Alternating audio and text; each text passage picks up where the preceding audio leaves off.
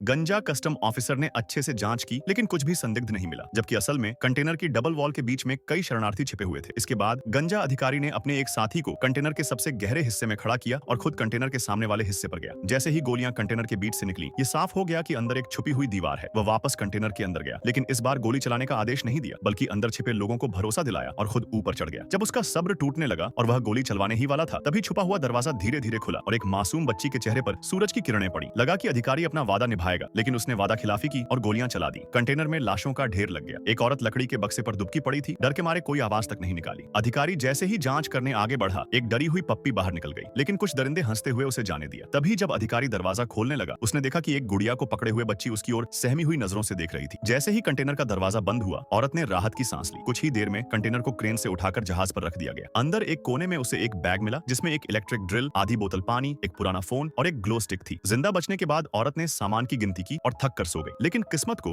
शायद उस पर अभी और सितम करना था। रात में अचानक जोर की हिलावट से उसकी नींद टूटी। जब उसने छेद से बाहर देखा तो पाया कि जहाज तूफान के बीच है। जहाज कभी भी डूब सकता था। उसकी मदद की पुकार बादलों की गड़गड़ाहट में खो गई। बड़ी लहरों ने जहाज को हिलाकर रख दिया। कुछ देर बाद वह बर्फ जैसी ठंडी पानी से जाग गई। पानी अब कंटेनर के अंदर घुसने लगा था। उसने सूखी जगह पर खड़ा होना चाहा और बाहर देखा तो कंटेनर अब समुद्र में तैर रहा था। लेकिन उसकी सबसे बड़ी उम्मीद, मोबाइल फोन भी टूट चुका था और अनलॉक नहीं हो रहा था। वह हताश होकर जमीन पर बैठ गई। तभी उसके पेट में पल रहा बच्चा हिलने लगा, जैसे कह रहा हो, माँ हार मत मान। औरत को लगा कि उसे अपने बच्चे के लिए जीना होगा। उसने फिर से सामान खोजना शुरू किया। पहले बक्से में केवल प्लास्टिक के डिब्बे थे, लेकिन दूसरे में कुछ उपयोगी चीजें थीं। उसने गीले कपड़े बदले और आगे खोज जारी रखी। बाकी बक्सों में टीवी, हेडफोन, शराब जैसी बेकार चीजें थीं, लेकिन वही चीजें आगे चलकर उसकी जान बचाने वाली थीं। उसने टेप से छेद बंद किए और सो गई। लेकिन फिर कंटेनर हिलने लगा और पानी फिर अंदर आने लगा। टेप अब बेअसर हो चुका था। वह सोच में पड़ गई और उसे प्लास्टिक डिब्बों के रबर बैंड याद आए। उसने उन्हें काटकर छेदों में लगाया और कुछ राहत महसूस की। बाद में उसे टीवी के डिब्बे में एक प्लास्टिक ट्यूब मिली, जिसे उसने कंटेनर की दरार से बाहर निकाला और धीरे धीरे डिब्बे से पानी बाहर निकालने लगी। अनगिनत बार ये करने के बाद पानी थोड़ा कम हुआ। उसने लकड़ी के दो बक्सों को एक पर एक रखा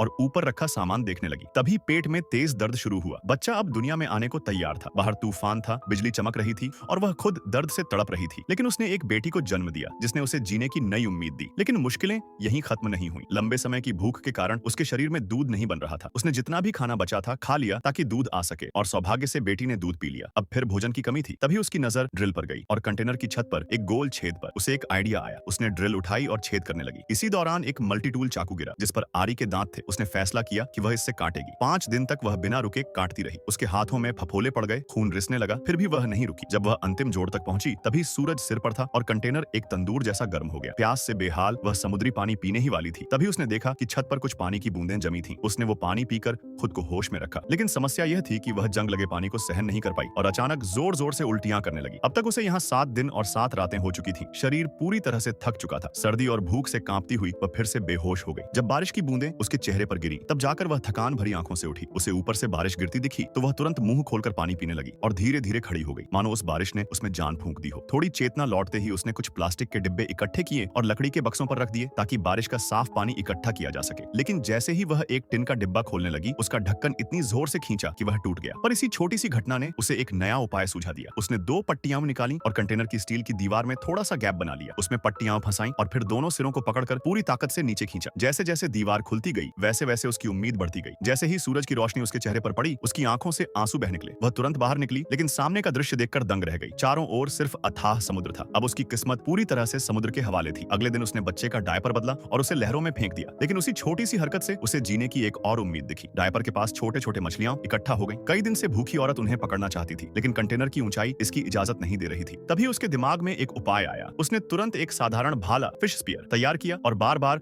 उसे पानी में फेंकने लगी। लेकिन उसे एहसास हुआ कि मछलियां पकड़ना इतना आसान नहीं है। अंत में वह थक हार कर जमीन पर गिर गई। उसी समय उसने ऊपर आसमान में एक हवाई जहाज को उड़ते देखा। पहले तो उसे अपनी आंखों पर यकीन नहीं हुआ, लेकिन फिर वह तेजी से कंटेनर के अंदर भागी और एक टूटी हुई टीवी स्क्रीन निकालकर कंटेनर की छत पर चढ़ गई। जल्दबाजी में उसकी जांघ पर गहरा घाव हो गया, लेकिन उसने दर्द की परवाह नहीं की। वह टूटी स्क्रीन को सिर के ऊपर उठाकर सूरज की रोशनी को रिफ्लेक्ट करने लगी, ताकि पायलट का ध्यान खींच सके। लेकिन इतना ऊंचा जहाज उस छोटी सी चमक को देख नहीं पाया। वह उम्मीद भी टूट गई और अब उसे अपने घाव का इलाज करना पड़ा। उसने इलेक्ट्रॉनिक बोर्ड की तार से एक हुक बनाया, फिर अपनी बची हुई शराब से जख्म को धोया। दर्द इतना भयानक था कि वह लगभग बेहोश हो गई, लेकिन बच्चे की रोने की आवाज ने उसे फिर से खड़ा कर दिया। उसने उसी हुक से अपने जख्म की सिलाई की। एक हाथ से खुद को संभाल रही थी और दूसरे हाथ से टांके लगा रही थी। दर्द से तड़पते हुए उसने खुद को संभाला। उसी वक्त उसकी नजर लकड़ी के बक्से पर पड़े हेडफोन पर पड़ी और उसे एक नया उपाय सूझा। हेडफोन की तारों से मछली पकड़ने का जाल बना लिया जाए। अगली सुबह उसने मछली जाल बनाकर कंटेनर से नीचे लटकाया और कुछ देर में छोटी मछलियां आ गईं। जब मछलियां जाल में पूरी तरह फंस गईं, तब उसने जाल को ऊपर खींचा। कई दिनों की भूख के बाद उसने बिना पकी मछली खा ली। बच्चा बस उसे एकटक देखता रहा। अब खाने की समस्या कुछ हद तक हल हो गई थी, लेकिन पुराने गोलियों के छेद से पानी धीरे धीरे फिर भर रहा था। उसे हर थोड़े वक्त में कंटेनर से पानी निकालना पड़ता। जिंदा बचने की उम्मीद में उसने कई चिट्ठियां लिखी और उन्हें खाने के डिब्बों में डालकर समंदर में बहा दिया, उम्मीद करते हुए कि कोई जहाज उसे देख लेगा। जब वह अकेली होती तो दूर समंदर की ओर अपने पति को याद करती। जब कोई बात करने वाला नहीं होता तो वह बच्चे को अपने बचपन की कहानियां सुनाती, कैसे वह अपने पिता से मिली और कैसे युद्ध से बचकर भागी। बच्चा कुछ समझ नहीं पाता, लेकिन उसकी आंखों से